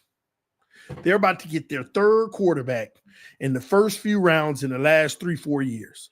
Prioritizing that position with real draft capital. That's what I'm talking about. Drafting a quarterback until you hit on one.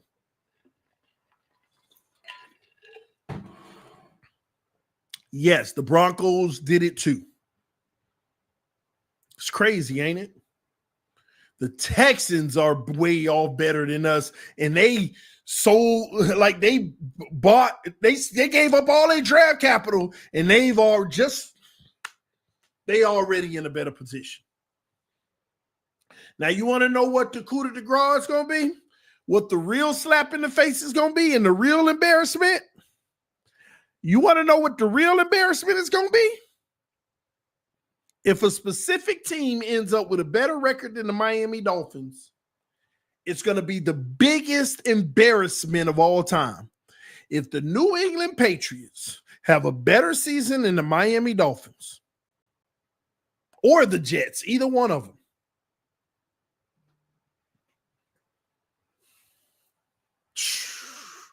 them, and truth be told, they might be on that trajectory. While we getting older and washed.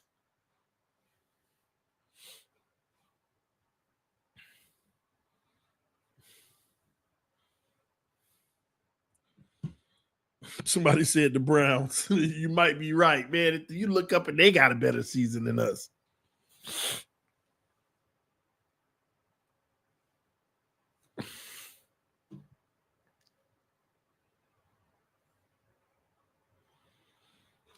I don't know, man.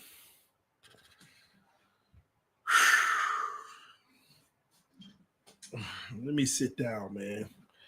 Sorry, I've been standing up the whole show because my back and shoulder been hurting. I got in a car accident yesterday. And it hurt when I sit down a long period of time. I don't know why.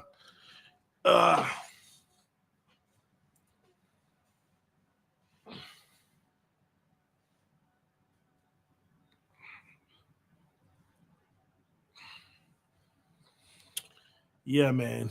Let's bring it down. Let's take a seat now.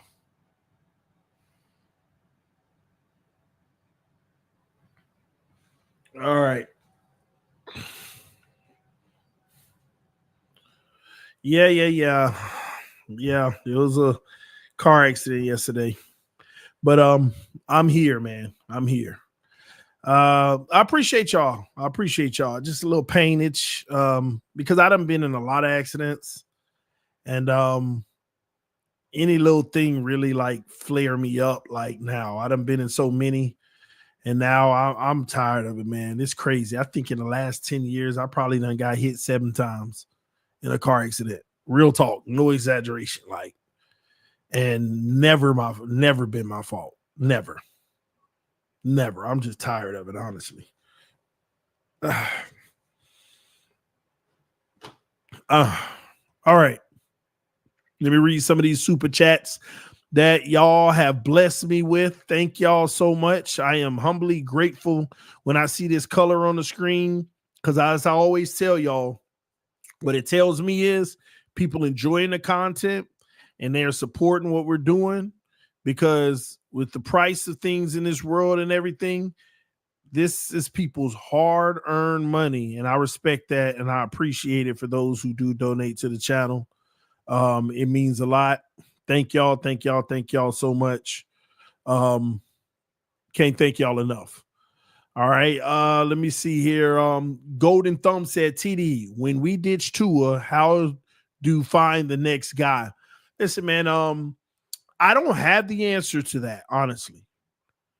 You know, you just got to make sound decisions and have backup plans to those decisions. But you also got to be overly aggressive. You see how the Patriots spending more money than they should have to, but that's what it costs to get the job done. You got to do what you got to do. It's like, even though we're dumb and we won't do it, if the Giants said not the Giants, if the Titans said right now, listen, man, I got this number 1 overall pick if you give me 4 first-round picks, I'm doing it.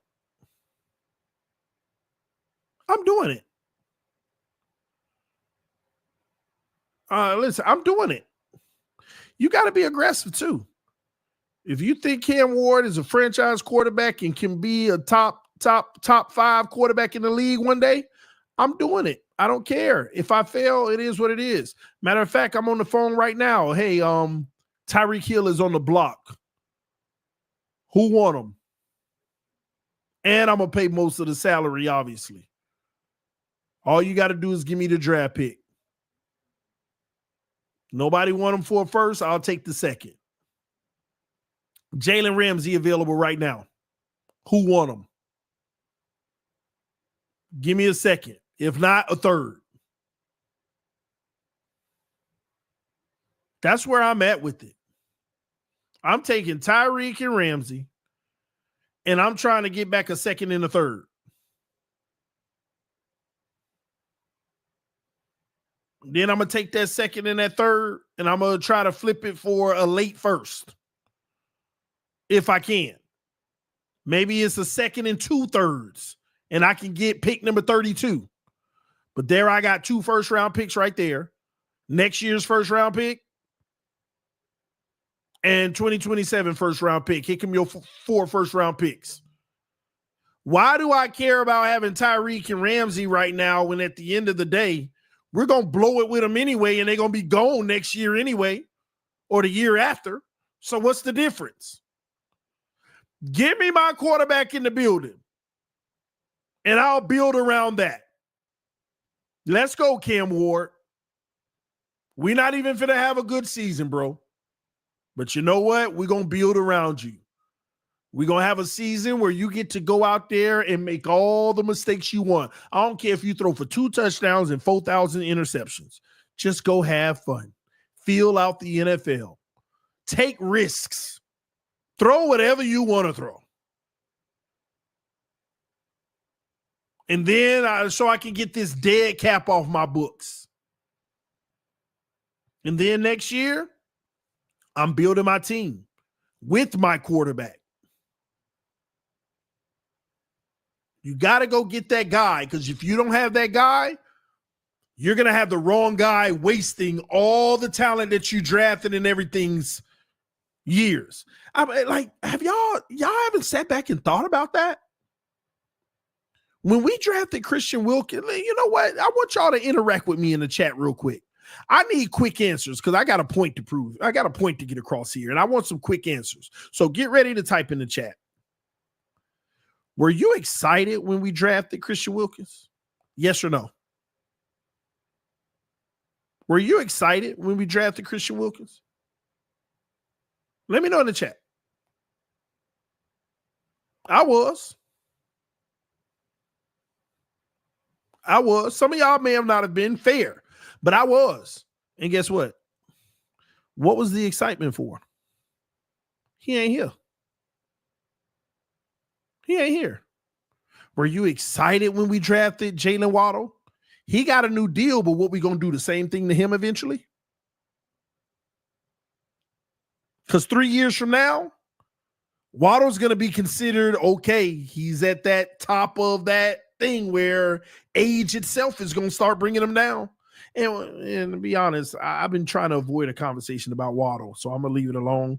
I think I'm going to have it at some point this summer, but I ain't happy with Waddle. Like, I don't want to have a conversation now. I'm trying to psych myself out of it. I don't want to have it. Anyway, my point to all of this is, were you excited when we drafted Javon Holland, Brandon Jones? Were you excited when we drafted Robert Hunt? You know what I mean? Were you excited for these players? What about this? Were you excited when Van Ginkel and Zach Zeeler? Were you excited about those additions? Were you excited about Xavier Howard? Were you excited? Like, look at how much excitement. Like when you brought in Bradley Chubb, did you get excited? When we brought in Tyreek, did you get excited? Ramsey, Connor, I mean, all the good players, did we get excited? For the most part, many did. Yes, and including me. What was it for? Year after year after year, we get excited. Here comes another draft pick. Here comes another young player. But now, do you notice that they're starting to funnel out? So what was the excitement for? When we drafted Christian Wilkins, did we say, oh man, I'm so excited to have him for 5 years? I'm so excited to have Javon Holland for 4 years and Brandon Jones. I'm so excited to have Robert Hunt for 4 years. And bye-bye, be gone. No. Now, I say all that to say this. It's not to say you shouldn't get excited. You should. But do you ever take note of the end result? Because there's a reason you get excited. The reason you get excited is because you feel like we've added a piece that's going to help us win a Super Bowl or help us win playoff games or help us have some success in the postseason. We've had zero mission accomplished. We've had zero players that we got excited about and the mission was accomplished. Zero. Think about that. They all the exciting pickups that we were like, oh man, this is going to do this for us. Zero success for the ultimate goal. I don't care if you had 1,700 yards in a season. Zero success towards the ultimate goal. Zero. Guys coming in and out of zero. Think about that. Think about that.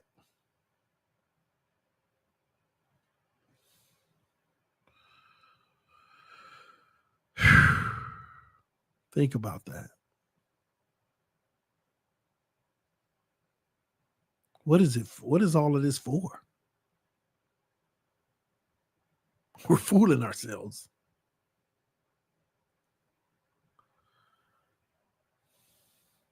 We are wasting careers in Miami. Some really good players too. But we are wasting some careers in Miami.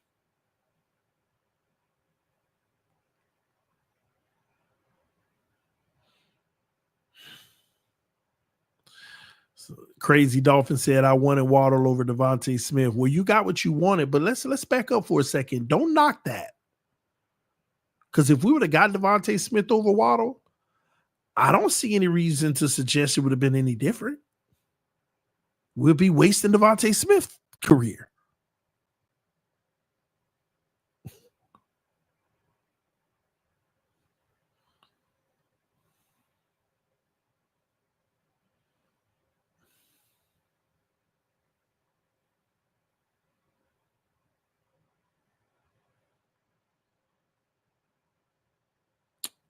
Doug said Tua has been steady 100 rating last 3 years. Doug, is Tua getting a 100 rating the solution?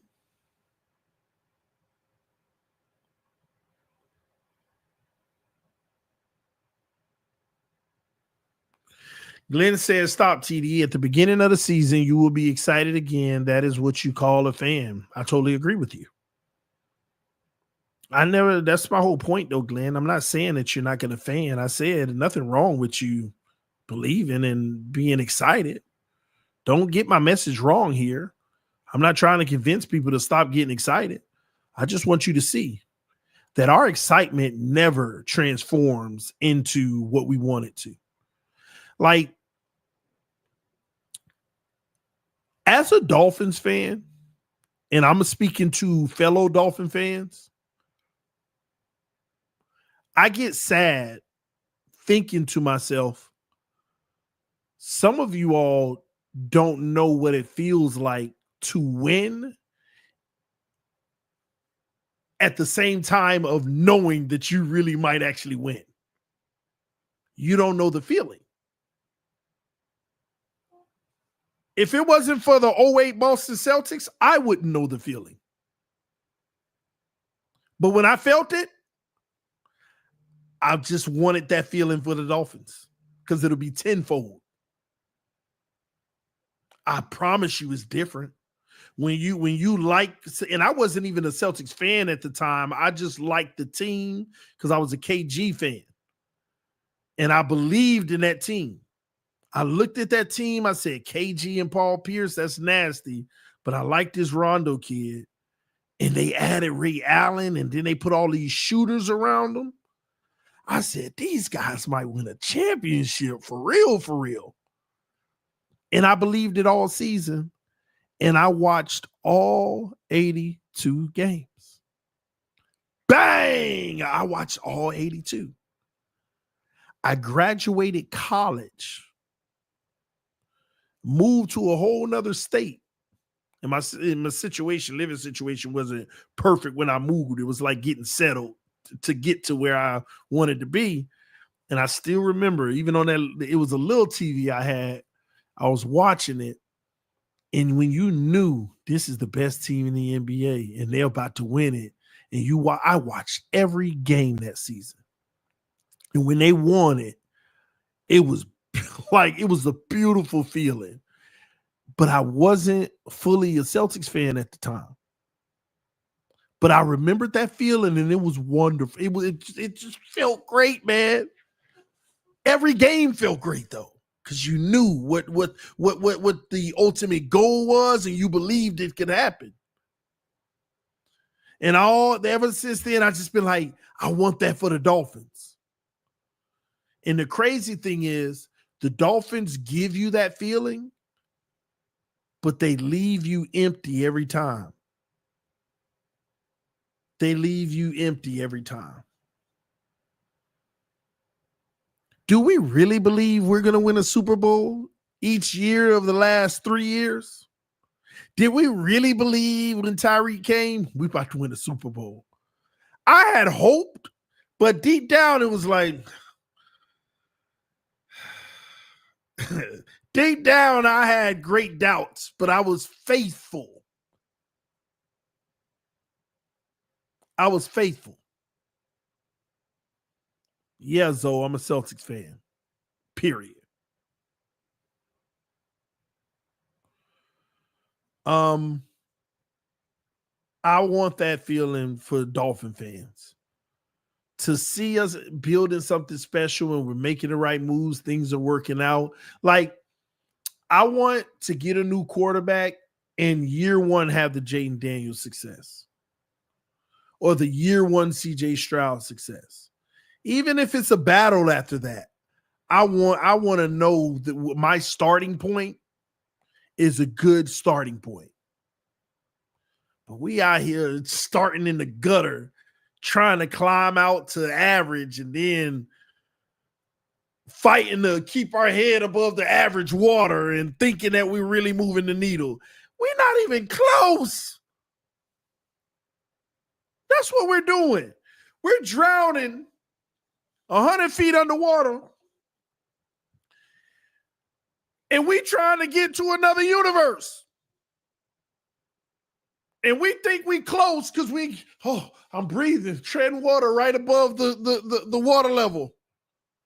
We ain't even left orbit. We haven't even discovered flight.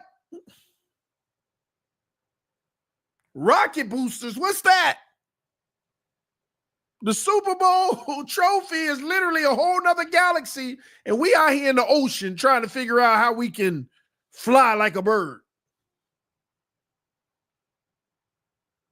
That's what we out here doing, man. Hey, listen, man. Don't get rid of the fish we got. Trying to get that bird. We might get a smaller fish. Like, God, we ain't even in orbit.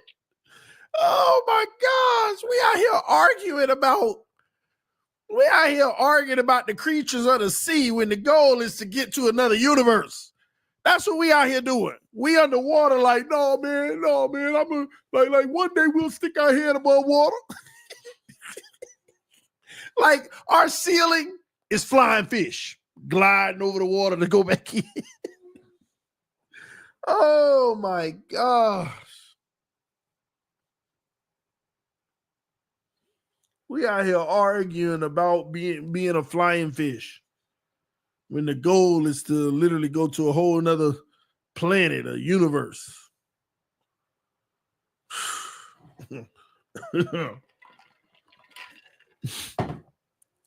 G said the firmament. We are the firmament. We are the firmament. Oh my gosh. We are the firmament. We are not allowing it to cross. Oh man. The stuff we argue about, the stuff we out here fighting about with this team, man.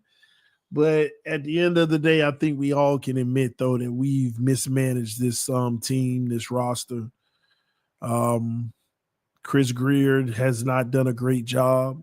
He's dug us in a hole, and now he understands he can't get out the hole. He just got to double down on it and hope that, a miracle happens this year. I feel like that's what this team is. This is the miracle team. He's hoping a miracle happens where we do better than we expect this year. I think he just wants to do better. Like, hey, Mike, man, win 11 games and get in that wild card game. Let's just start there, man. Please. Tua got to stay healthy. We need to win 11 at a minimum, and we got to get to that wild card game. That's our goal. Come on, man. And when we get there, listen, I don't know what we need to do, but man, it'll be the world if we win one, just one, man, if we can get that. But I ain't talking about that yet. Let's just get there first, man. And we ain't do nothing on this roster to make it better, give us a better chance to do it either. But hey, man, let's just hope we can stay healthy and hope that this is it. Let's hope that we can stay healthy and this is it. Like 3 years ago. Or 2 years ago, whatever. When Tua finally stayed healthy.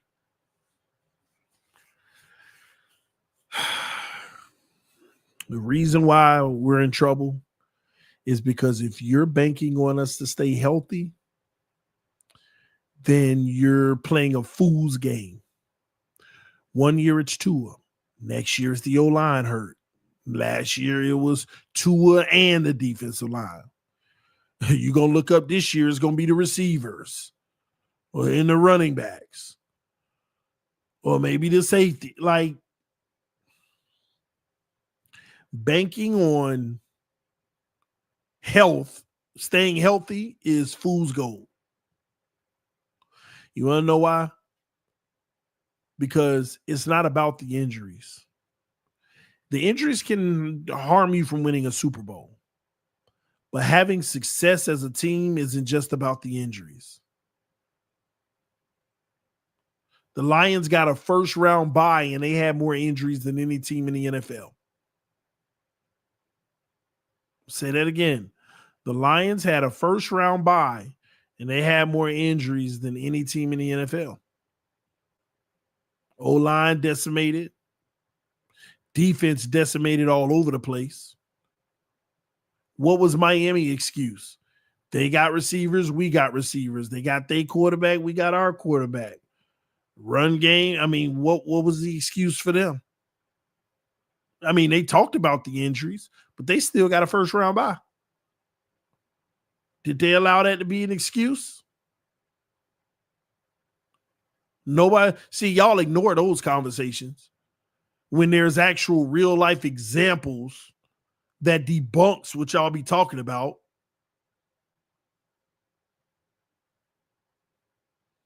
Glenn, you keep bringing up the point that the Lions played the NFC South and the AFC South last year. I'm trying to still understand your point. They also had to play each other.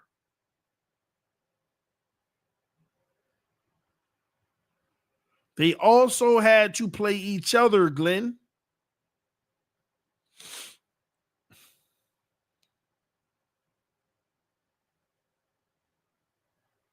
I'm sorry.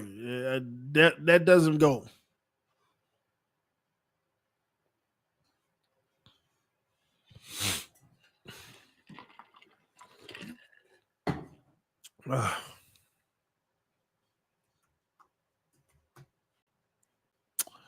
Which reminds me.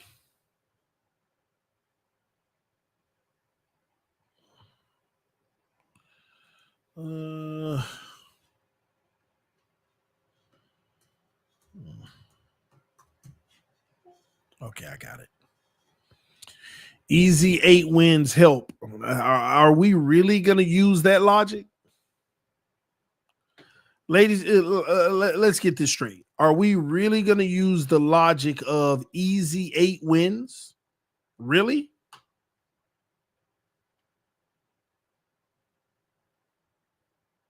Is that what we're doing now?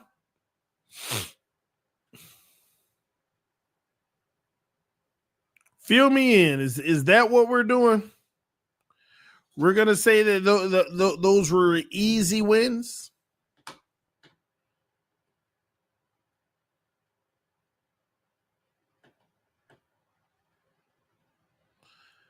Don't worry.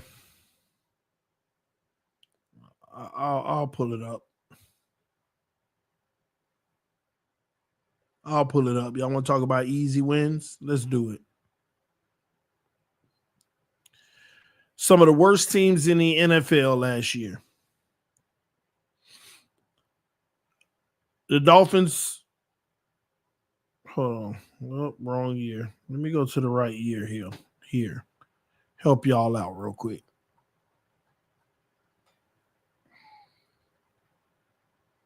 Put your foot in your mouth. Jaguars, one of the worst teams in the NFL. AFC South, might I add, to those who talk about those easy wins, right? Tennessee Titans. Dolphins played them too. And we actually lost. AFC South, right? Because this is y'all point. They played the AFC South, the NFC South. Okay. Because the Colts, and we lost that one too. AFC South.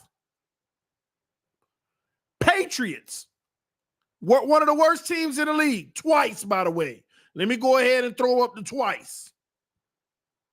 Okay? Arizona didn't make the playoffs. Let me see. AFC South. What division is that? That's the West, right? Arizona. They were competitive. I'll leave the Cardinals out of it, even though they didn't even make the playoffs. But we're talking about the weakest of weak teams. Okay. Raiders. This is the Dolphins. The Jets twice. Some of the worst teams in the NFL. The Texans, they were a good team, but y'all talk about the AFC South. Oh, am I already at 8? Am I already at 8? The Browns, am I at 9 for the Dolphins? The 49ers, who were trash last year, am I at 10? And we're going to talk about Minnesota and the Lions played the AFC South and the NFC South? Y'all are really going to contribute?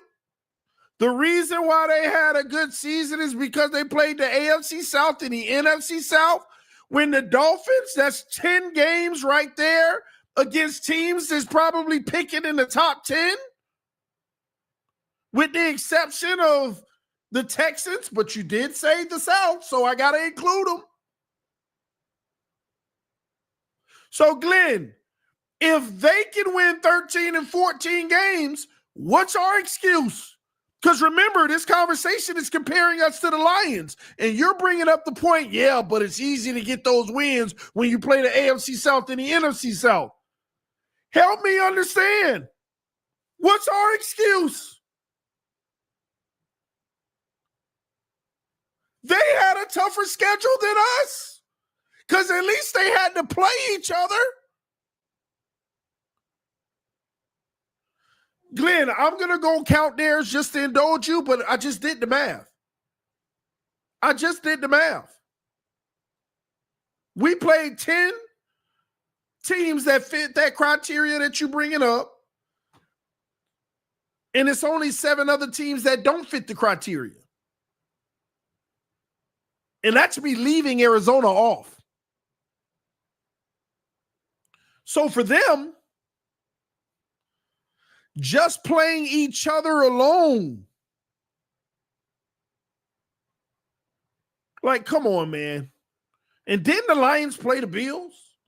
Didn't the Lions? But I'll indulge. I'll go to the Lions, Glenn. I'll go to the Lions.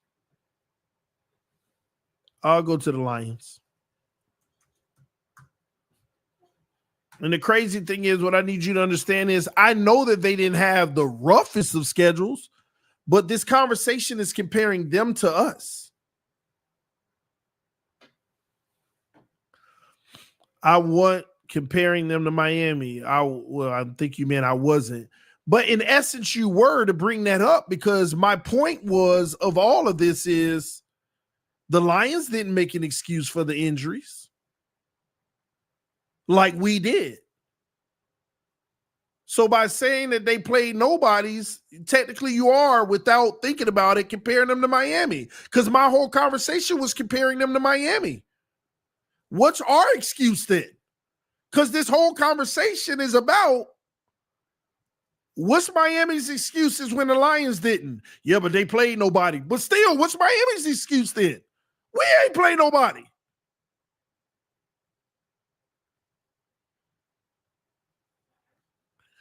Glenn said I was saying that's why they won a lot of games. Yeah, but that's my point. What's our excuse, Glenn?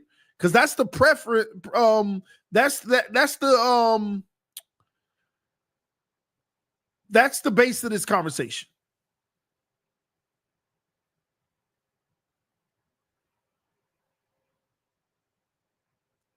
The fact that we want to use injuries as an excuse for Miami, but the Lions aren't, but they ain't play nobody. Neither did Miami. So what is the excuse for Miami?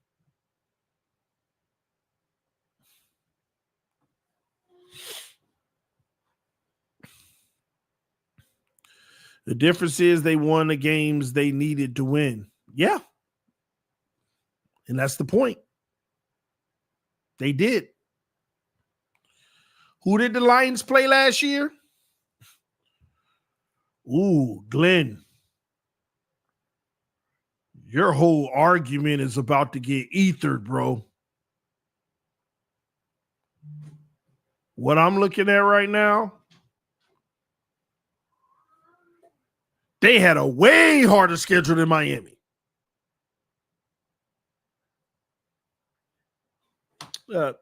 Three. Yeah. All right, I got you. I ain't even realized I've been live for 2 hours. So I'm about to get out of here, but let's go over this schedule for Glenn. I'm about to go over this schedule for Glenn. Okay?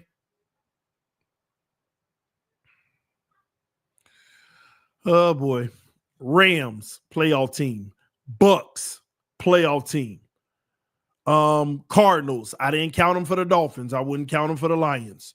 Seahawks, same boat as the Arizona.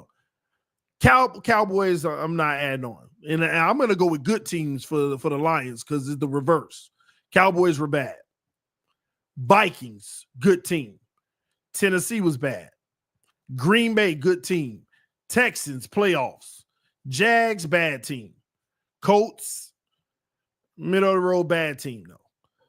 Bears, bad, their own division. Green Bay again. Buffalo, Chicago, no good. San Francisco, no good. Vikings again. And the Commanders, but that was playoffs. So the difference is they got 10 good teams that they had to play. They had to play 10 good teams with all those injuries. With all those injuries. I got to get out of here, y'all. I got to hurry up and read these super chats real quick. Hey, TD, you know, at the draft, who would you consider your top 5 picks? Just curious. I just recently asked just the same question on Dan's channel. Who would you consider your top 5 picks? Oh, in the draft, Cam Ward, Shadur Sanders, Travis Hunter. I'm going to go with Abdul Carter.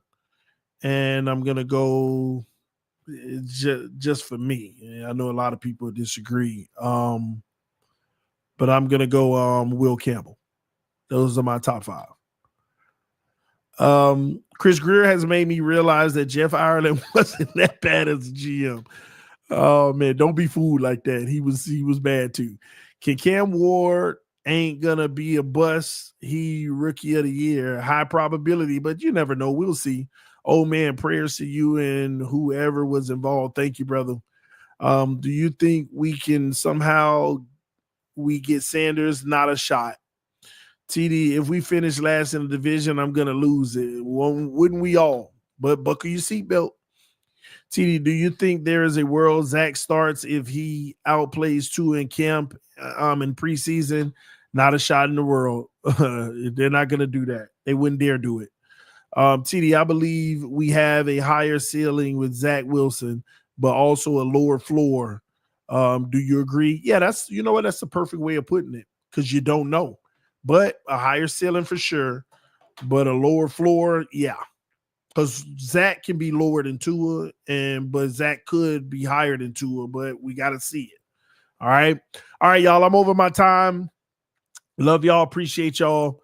Fins up no matter what. As always, thank y'all for tuning in. And if you're new to this channel, again, make sure you subscribe. We'll get into more of it tomorrow, and I'll be able to look up more teams for y'all. Y'all want to evaluate, like the Bills, the Steelers. I see y'all in the chat.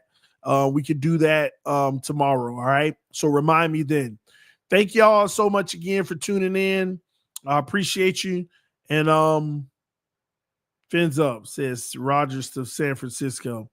Man, is that breaking news? No, I doubt that. That would be crazy though. That would be crazy. That would be crazy. Purdy getting ready to be on the move. That would be like that. That's starting quarterback drama all around the NFL. All right. But hey, we'll see. All right, y'all. Y'all have a good night. I'll see you later. Peace. I'm out.